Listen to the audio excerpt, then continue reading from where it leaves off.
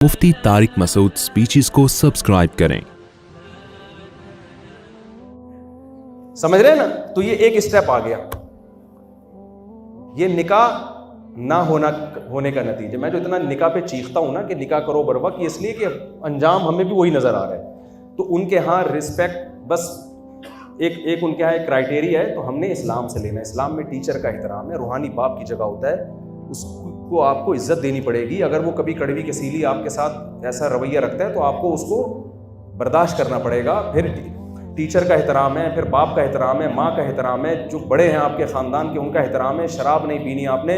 और एक आखिरी बात करके, बिल्कुल सच्ची मुच्ची की आखिरी बात, देखो अल्लाह की नज़र में जो लोग अल्लाह को मानने वाले हैं और नहीं मानने वाले, अल्लाह ये ज़बानी दावा कभी भी कबूल नहीं करते। अल्लाह कहते हैं मैं तुम्हें आजमाऊंगा कि तुम मुझे मानते हो कि नहीं मानते। तो उसके लिए जो अल्लाह ने फ़र्क रखा है ना, वो नमाज का रखा है। कौन सा फ़र्क रखा है? इस बारे में बहुत सारी अहादीस हैं, मैं बयान करूंगा सारी अहादीस तो वक्त बहुत लंबा हो जाएगा। अल्लाह की नज़र में जो अल्लाह को मानने वाले और नहीं मानने वाले, उनमें फ़र्क यह है कि कौन हय्या अला सलाह की सदा पे नमाज की तैयारी करता है और कौन तैयारी नहीं करता। ये वो फ़र्क है। हदीस में आता है, सहाबा कहते हैं कि हम जो मुनाफिकीन को पहचानते थे ना, और गैर मुस्लिम और काफिर को पहचानते थे, वो कलमे से नहीं मिलता कि कौन कलमा पढ़ता है कौन नहीं पढ़ता। कलमा पढ़ने में कितना टाइम लगता है। हम ये देखते थे कि अजान के टाइम पे कौन नमाज की तैयारी करता है और कौन नमाज की तैयारी नहीं करता। इससे हमें पता चलता था मुस्लिम है या गैर मुस्लिम है। आज अजान हो रही होती है, हिंदू भी बैठे हैं, ईसाई भी बैठे हैं, मुसलमान भी बैठे हैं। भाई वो ठीक है, उनको आप ना छेड़ें, वो उनका मजहब है, इस्लाम में कोई ज़बरदस्ती नहीं है। लेकिन आप नमाज के टाइम पे उठेंगे तो ये फ़र्क पता चलेगा कि आप मुस्लिम हैं और वो क्या हैं, गैर मुस्लिम। तो आज मैं आपसे चंद वादे लेके जाऊंगा, उसके बाद मैं सवाल जवाब की तरफ आता हूँ। पहला, जितने भी यहाँ लड़कियां बैठी हुई हैं, आंटी तो किसी ने एक दिन खातून को कह दी आंटी, तो उसकी आंटी होगा तेरा बाप, तो इतना गुस्सा आया। तो जितनी भी यहाँ लड़कियां बैठी हुई हैं और जितने भी यहाँ लड़के बैठे हुए हैं, आज से एक अज़म करो, कभी भी नमाज को ज़ाया नहीं करें। देखो अच्छा बनना है ना, तो अल्लाह की नज़र में बेनमाजी अच्छा है या नमाजी अच्छा है? हमने तो अल्लाह की नज़र में अच्छा बनना है ना। तो अल्लाह की नज़र में अच्छे की जो मरने के बाद फिर इसका बदला मिलेगा आपको, दुनिया में भी मिलेगा, सिर्फ मरने के बाद नहीं मिलता। तो आज से आज़म करें कभी भी नमाज को ज़ाया नहीं करना। और मर्दों पर जमात की नमाज वाजिब है। और मैं यहाँ इंतज़ामिया से कहूँगा कि जो मस्जिद है ना, उसमें ख़वातीन का भी इंतज़ाम करें आप।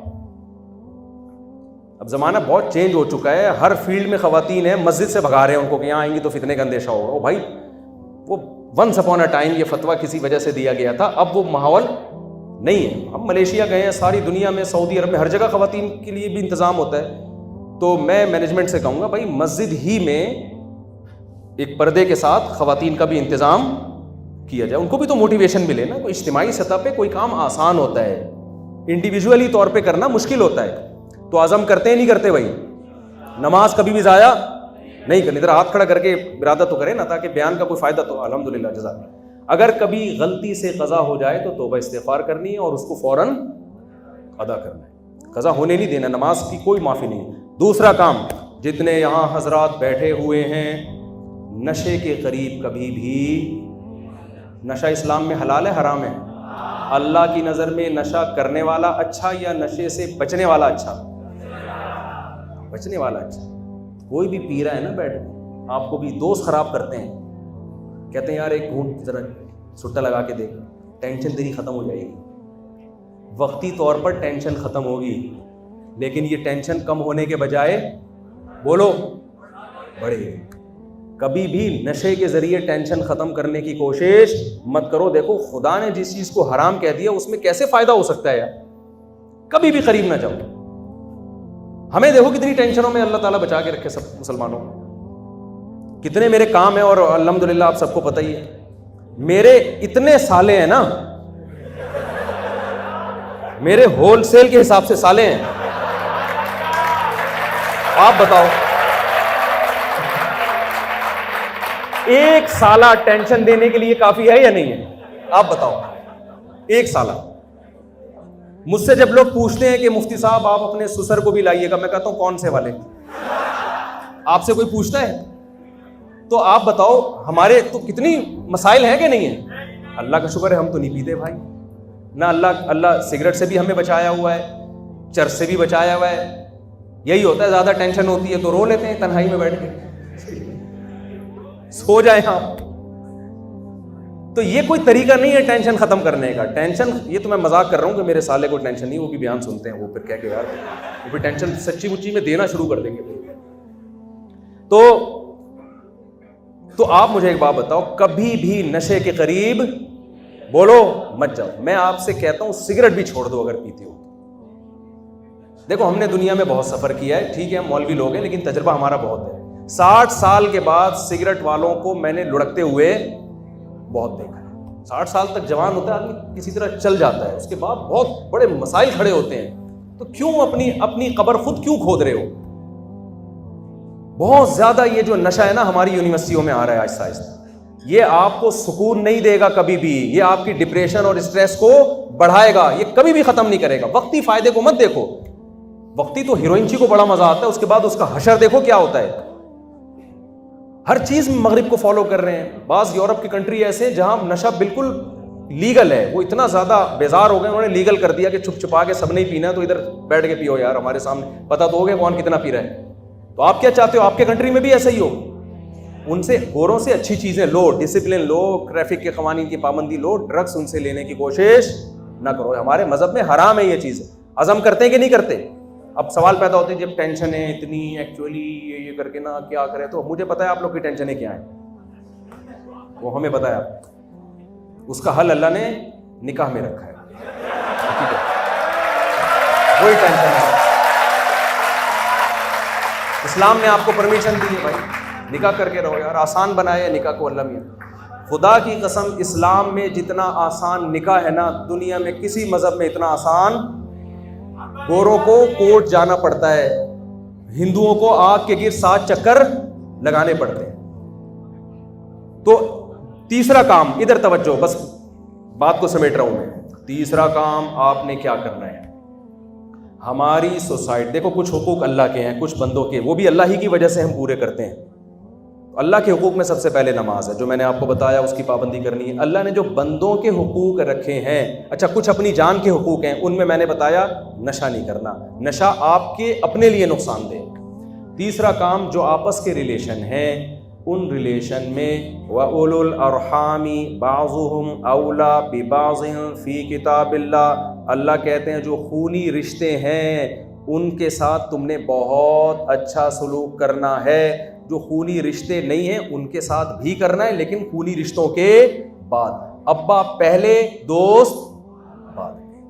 آج دوست کی ناراضی کی فکر ہوتی ہے, ابا اور اماں کی ناراضی کی فکر بولو نہیں ہوتی. دیکھو آپ نماز پڑھ رہے ہو, آپ کی والدہ نے آپ کو آواز دی, اسلام کہتا ہے نماز توڑ کے ان کی پکار کا جواب دو. آپ کا دوست وسیم ہو, ستار ہو, غفار ہو, کروڑوں روپے آپ نے اس سے قرضہ لیا ہوا ہے بے شک, وہ جب نماز میں پکارے گا, آپ نماز پڑھ رہے ہو, تو اسلام آپ کو نماز توڑنے کی اجازت نہیں دیتا. آپ کو ابا نے تو 1 روپیہ نہیں دیا اور وسیم نے کروڑوں روپے مجھے دیے ہیں, اسلام کیسا مذہب ہے؟ اسلام کہتا ہے بھائی ابا کے مقابلے میں وہ شخص نہیں ہے. باپ پہلے, ماں پہلے, ماں باپ پہلے, باقی بعد میں. ماں باپ میں دادا دادی نانا نانی بھی داخل ہیں. سمجھ رہے ہو کہ نہیں سمجھ رہے؟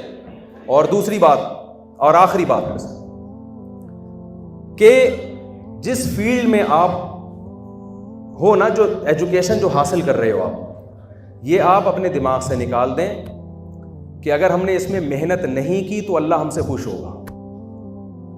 رسول اللہ صلی اللہ علیہ وسلم نے فرمایا, بلکہ یہ تو قرآن کی آیتیں ہیں, وَيْلٌ لِّلْمُطَفِّفِينَ الَّذِينَ إِذَا اكْتَالُوا عَلَى النَّاسِ يَسْتَوْفُونَ وَإِذَا كَالُوهُمْ أَوْ وَزَنُوهُمْ يُخْسِرُونَ. تباہی ہے ان لوگوں کے لیے جو اپنا حق لینے کی باری آتی ہے تو پورا پورا حق لیتے ہیں, دینے کی باری آتی ہے تو اس میں ڈنڈی مارتے ہیں. آپ کے ماں باپ نے آپ کو یہاں ایڈمیشن دلوایا, بھاری بھرکم فیسیں بھر رہے ہیں, آپ گھننے بن کے وہ فیسیں لے کے یونیورسٹی میں جمع کرا رہے ہیں, حق لے رہے ہیں نا آپ, لیکن ان کو آپ سے توقعات ہیں کہ یہ دل لگا کے پڑھے گا, آپ پڑھائی پہ توجہ نہیں دے رہے. تو یہی آیتوں کا مصداق بن گئے کہ نہیں بن گئے؟ کیا ہو گیا بھائی؟ میں بھی یورپ کے سفر پہ گیا نا, وہاں میرا پیرس میں بیان ہوا, وہاں پتہ چلا رپورٹ ہی آئی کہ وہ بیان بھی لوگ سنتے ہیں پاکستانی, وہ ان پاکستانی کی بات کر رہا ہوں جو بیان نہیں سن رہے, کہ رپورٹ ہی آئی کہ سب سے زیادہ بہت افسوس کے ساتھ کہنا پڑ رہا ہے ٹیکس جو ہے نا یہاں ہمارے ملکوں کے لوگ وہاں جا کے چوری کرتے ہیں. اللہ عالم, اللہ کرے غلط رپورٹ ہوئی. میں نے ان لوگوں سے کہا, میں نے کہا دیکھو سورہ یوسف میں یوسف علیہ السلام نے ایک غیر مسلم بادشاہ تھا جس کی ریاست میں یوسف علیہ السلام رہتے تھے. تو یوسف علیہ السلام سے کوئی ایسا کام کروانے کا کہا گیا جو مناسب نہیں تھا. انہوں نے کہا انہ ربی احسن مثوایا, جو ریاست کا بادشاہ ہے نا اس نے میرے ساتھ بہت اچھا سلوک کیا ہے, میں اس کے ساتھ کبھی بھی خیانت بولو نہیں کروں. حالانکہ وہ غیر مسلم ریاست تھی, بادشاہ بھی غیر مسلم تھا. میں نے کہا پیغمبروں کی تعلیمات تو یہ ہیں کہ کسی ملک نے آپ کو اچھا ٹھکانہ دیا تو وہ اس ملک کے اگینسٹ نہیں جا رہے. تو آپ کو یہاں پیرس والوں نے نیشنلٹی دے دی, اتنا اچھا ٹھکانہ دے دیا, غربت مہنگائی سے بچا لیا آپ لوگوں کو, تو آپ ان کے ساتھ برا سلوک مت کرو. جو تمیز سے جتنا ٹیکس بنتا ہے اچھے بچوں کی طرح دے دیا کرو. اور یہ گورنمنٹ کا لا بعد میں ہوگا, اللہ کا لا یہ پہلے. میں نے کہا اگر آپ ٹیکس نہیں دیتے, یہاں کی گورنمنٹ آپ کو کچھ کہے نہ کہے, اللہ نہیں چھوڑے گا آپ کو, کیونکہ اللہ نے شعیب علیہ السلام کی قوم کو تباہ کیا ہے اس بیس پہ کہ اپنا حق پورا لیتے تھے, دیتے وقت گھننے بن جایا کرتے تھے. گھننا سمجھتے ہیں جو بن جاتے ہیں ہم لوگ, اسی کو گھننا کہتے ہیں. تو آپ کے پیرنٹس نے آپ کو یہاں داخل کیا, وہ آپ پہ خرچہ کر رہے ہیں, گورنمنٹ کا آپ پہ خرچہ ہو رہا ہے, یہاں کے ٹیچروں کی صلاحیتیں آپ پہ لگ رہی ہیں. اگر اس کا آؤٹ پٹ اچھا نہیں نکلے گا تو اس سے صرف سوسائٹی میں آپ کو تانے نہیں ملیں گے, سب سے پہلے آپ کو کس کے سامنے جواب دینا پڑے گا, بولو اللہ کے سامنے. تو میں انہی الفاظ کے ساتھ اپنی بات کو ختم کرتا ہوں. اب آپ کو سکسیس کا مطلب بھی سمجھ میں آ گیا ہوگا, اور اس تک پہنچنے کے بہت سارے راستے ہیں, وہ پھر کبھی دوبارہ ملاقات ہوئی تو انشاءاللہ اس پر ہم بات کریں گے. اللہ تعالیٰ جی ہاں سمجھنے کی عمل کی توفیق عطا فرمائے. سوال جواب جو بھی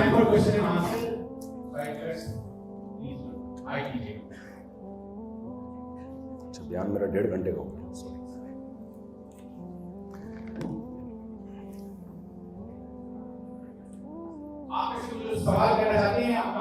بھئی یہ کسی نے دعا کی درخواست دی ہے, کسی خاتون نے, کہ ان کی بچی ہے منیبہ, اس کی طبیعت بہت خراب ہے, دل سے دعا ہے اللہ تعالیٰ شفا عطا فرمائے.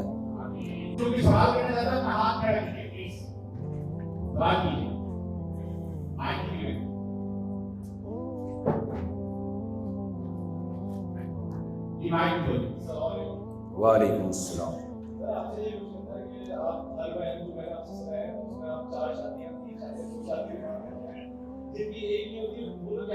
ان کو یہ شعر سنایا کریں جو میں بھی پڑھ رہا ہوں. پانی وانی کی بات کرتے ہو, دل جلانے کی بات کرتے ہو, 6 مہینے سے منہ نہیں دھویا, تم نہانے کی بات کرتے ہو.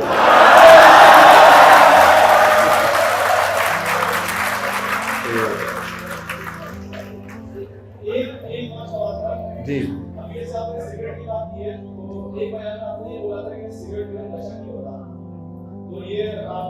دیکھیں, نشے کا مطلب ایک تو نشہ اسے کہتے ہیں پی کے انسان کا دماغ گھوم جائے, سگریٹ پی کے تو اور سیٹ ہو جاتا ہے. تو نشے کا میرا وہ مطلب نہیں ہے جو ایک نشے کا مطلب جس کی لت پڑ جائے آپ کو, اس معنی میں نشہ ہے کہ نشے کی طرح اس کی عادت پڑ جاتی ہے, نہیں ملے گی آپ ڈپریشن میں جاؤ گے. سمجھتے ہیں, اس سینس میں نے اس کو نشہ کہا. سگریٹ کوئی حرام نہیں ہے, لیکن کوئی سگریٹ ہی بنیاد ہے, یہیں سے آگے ساری چیزیں شروع ہوتی ہیں. جی وعلیکم السلام. کس کے بارے میں؟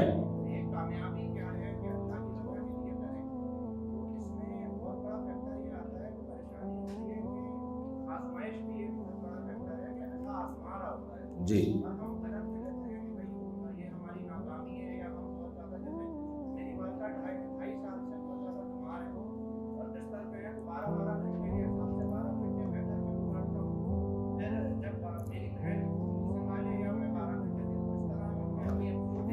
بہت پیارا سوال, کہ میں سمجھ گیا آپ کا سوال.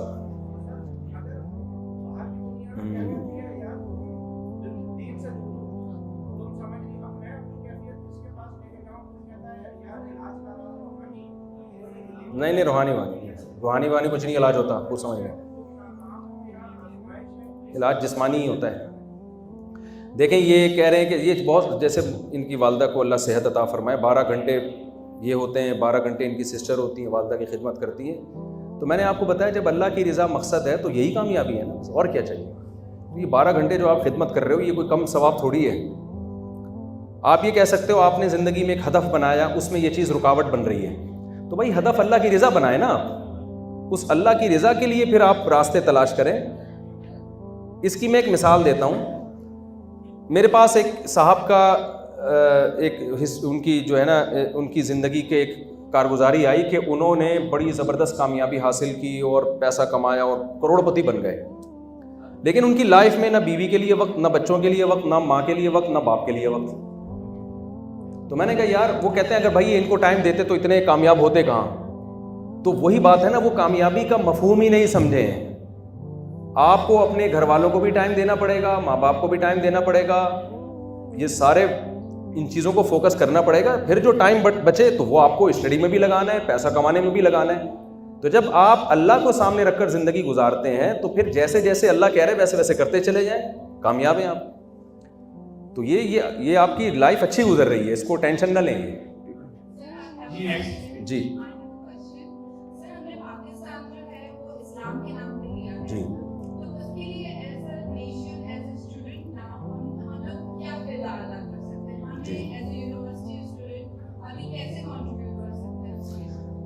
بالکل, انہوں نے ایک بہت ہی اچھا سوال کیا, نظام کی تبدیلی کیسے ہو.